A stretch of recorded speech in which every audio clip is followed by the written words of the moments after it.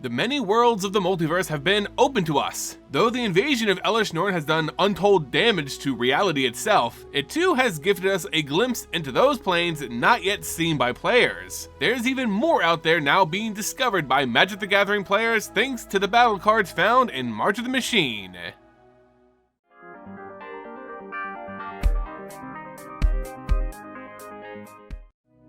Hey everyone, and welcome back to the Ether Hub. I'm Simon, bringing you more Magic the Gathering lore. I made a video previously discussing the new or very unknown worlds we revisited through the new battle cards in March of the Machine. You can find it linked here or in the description below. There are so many visited with this new mechanic that I just couldn't cover them all in a single video. So consider this a formal part 2. Even more new planes introduced in March of the Machine. Before we travel the greater unknown of the multiverse in search of new planes, it's best if we check and make sure we bring our wallets with us. Which brings us to today's video sponsor. Hey everyone, today's video is sponsored by Extra Wallets. Now this is a super slim, super minimalist wallet. Now the reason I like it super slim is that I can sit at Friday Night Magic all night. The Parliament wallet from Extra can hold 15 cards. Now, it's holding my bank cards right now, which to me aren't that valuable. I wish it could hold my valuable cards like my foiled Jace the Mind Sculptor, but it holds your bank cards and it's pretty sweet. Now, one of the reasons I really love my Extra wallet is because it has a nice tracking chip that you can put right inside of it so you'll never lose your wallet. Think about a very busy, chaotic night playing limited with your friends, right? There's wrapping everywhere, there's cards all over the place. You might not be able to find your wallet. You use an app on your phone and it will signal exactly where your wallet is. So guys, I really recommend you checking out Extra Wallets. You can find my affiliate link in the description below. And they also have an anniversary sale going on right now until April 24th, where you can take an extra 25% off of your purchase right now. Moag is a plane we know very little about, and that's despite being tied to one of the most lore-rich characters in Magic the Gathering, Urza. When Urza was trapped out of Dominaria thanks to the Shard, which sort of locked some planes out of the Blind Eternity, meaning planeswalkers couldn't get to them, the powerful mage resettled on Moag. Little of Moag was actually described, although it's mentioned that the world had a vast temperate climate, and the world seemed to exist in perpetual summer.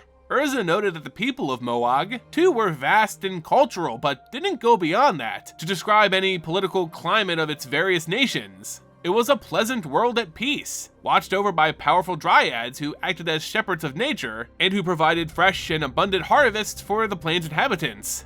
Urza, while sort of trapped here, tried to rally the plane against his old enemy, Phyrexia, who were tracking and chasing the mage throughout the multiverse. He believed he could stop them on Moag with the Dryad's help. However, the plane was not accustomed to war, and Urza failed to convince them before Phyrexia attacked, and he fled. This was referenced in the flavor text of a March of the Machine card, Timberland Ancient, as only the oldest beings of Moag remember ignoring the foul warnings of Phyrexia long ago, and they won't make that same mistake again. Apparently, Moag managed to defeat the original Phyrexian invasion, and we get a glimpse of how they did it. The Dryads who cast a powerful Barrier of Summer, natural magic that resisted the blight of both old and new Phyrexia. With their bounty being shared with others in the form of 1/1 counters, Moag made for a defiant opponent against New Phyrexia. Another world we know precious little about, Karsus first appeared to us on the Planechase card Mirrored Depths. The card itself didn't show us much of the world, other than a large cave existed on it with gigantic formations of crystals that reflected light. In said crystals, you can see various humans engaged in a fight, but it's all rather nondescript. The Mirrored Depths again appears on the March of the Machine card, Karsus Depth Guard, which shows us the plane's native Viashino inhabitants, but also that even the refracting crystals of the depths cannot shield them from the invasion tree. Now with New Phyrexia invading Karsus, we get a better look at this plane, but still a lot of assumptions have to be made. The card Invasion of Karsus shows us a mage summoning a crystal elemental to do battle with the Phyrexians, the Machine Legion as they call it, in which some humans of Karsus have already been turned. The plane itself is made up of crystals which hold magical properties, and which are prone to sudden tectonic shifts and landslides, as seen in the card's effect, dealing board-wide damage to creatures and planeswalkers. Karsus is much like Zendikar, in which elementals act like the plane's natural immune system against invaders. So this refraction elemental shows us that Karsus can summon these colossi against threats, as the crystal elemental makes quick work of the new Phyrexians. Lost to the deep recesses of ancient MTG lore, like back in what could have been called lore at the very start of the game, Alpha, there existed a small plane called Ergamon. Its main representation was when it was visited by a planeswalker named Wurzel, who was mentioned way back in the Alpha rulebook. Wurzel dueled another planeswalker named Thamel while on Ergamon. Though they didn't explore Ergamon much, a few things were noted. It's a rather lush and wild plane with beautiful high cliffs and exotic fauna. Much like Ikoria had evolved completely unique creatures, Ergamon too hosted loads of interesting species. It was noted that Ergamon had no native species of bears, which was shocking to its planeswalking visitors. We saw Ergamon mentioned in the plane chase card, Truga Jungle, which again spoke to the wild nature of this plane. Now with the invasion of Ergamon by New Phyrexia, we get some confirmation that this is indeed a truly wild plane. Giant rhino-esque creatures rampage through its lush jungles as every creature could sense the threat the Phyrexians posed and responded to it, dropping their normal predator and prey behaviors until the invaders were dealt with. Maybe there's something more to this plane than meets the eye, as when the battle ETBs, it creates a treasure token. Perhaps there's these lost civilizations on Ergamon we can one day explore if we ever visit it in-game. The plane of Kylem differs from the others in this video because we actually did visit it in a set, although it was a supplemental set that not a lot of players got to explore, as well as whose lore is very much still lacking. It has a similar origin to the plane of Fiora, which is tied to the off-branch conspiracy sets. However, there is more tied to Fiora in the comics and other characters, so that's why I decided to talk about Kylem as opposed to Fiora. The plane of Kylem was introduced as the setting for the Battle Bond set, a set that focused a lot on 2v2 styles of play for the game, with a lot of their cards benefiting from the partner mechanic to help facilitate those playstyles. As for its lore, there isn't much to go off of outside of this grand arena that seems to dominate the culture of Kylem, known as Valor's Reach. The Olympian-style games that take place here bring some of the best fighters and mages of Kylem to test their skills for glory. Despite being arena duels, they're noted as being decidedly non-lethal fights that more display flair and prowess over raw killing power. It was in this arena that the siblings, Rowan and Will Kenrith, were introduced, though they originally come from the plane of Eldraine. I personally love the idea of an entire plane existing just to promote a single style of play in Magic the Gathering, in this case, Two-Headed Giant with Kylem. Its cards in March of the Machine also calls back to the plane's original design, buffing 2 creatures as well as creating 2 creature tokens when it flips. Those tokens also play off of one another, just like the partner mechanic, which is just a really cool piece of design. Oh, also, Referee Squad is a reference to Kylem in March of the Machine, as homunculi are used as judges and officiates of duels in the Kylem arena. I just thought it was a cute addition and wanted to mention it in this video. And another thing, the bird folk of Kylem, their species of Aven, are peacocks. Look at Preening Champion here. I make my formal request to return to this plane in a full set. Please and thank you. Probably the most unique plane explored in March of the Machine, and a close runner-up in planes I would most like to visit in a dedicated set is Xerex. This far-flung plane was first introduced in a plane chase card, Stairs to Infinity, and for a long time this is all we knew about Xerex. It became a strange fragment of lore to the Vorthos community as the plane of stairs, like it was just a world of stairs and that was it.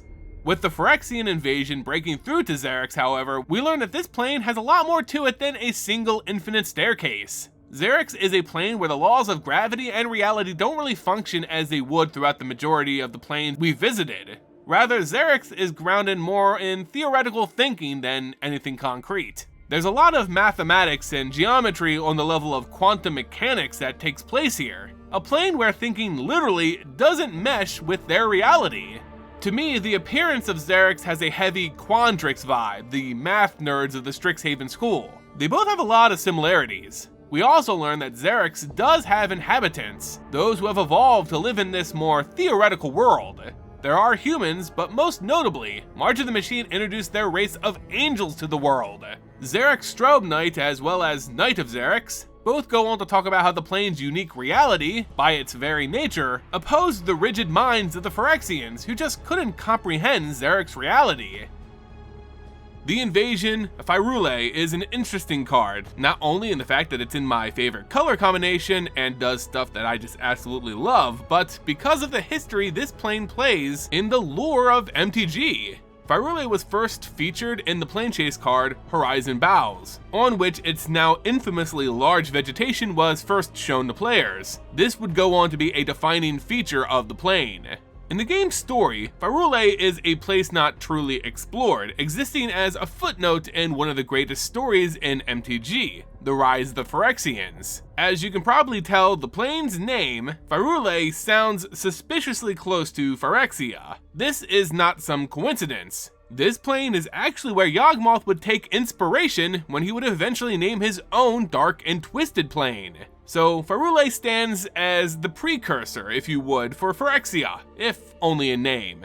Yawgmoth was ferried to Pyrulea by the planeswalker Defed to show the then physician that she could in fact travel to other worlds. In bringing Yawgmoth to this plane, she secured Yawgmoth's assistance in helping the Thran of Dominaria in finding a cure for a mysterious illness. Of course, we're talking about Yawgmoth here, and of course, he lied. He went on to find his own plane, and well, the rest is history. Pyrulea didn't just inspire Phyrexia's name, but also its planar design. As Phyrexia is made up of different layers like a Dyson sphere, so too was Pyrulea, but in a much more natural way. Spheres of life all encapsulate its living star at the core, with the interior surface of the plane, with its quote-unquote sky facing the inner core, being populated with people, civilizations, animals, and plant life. It was a unique characteristic that would later be adopted by the layered planes of both Phyrexia and Mirrodin that would eventually become New Phyrexia.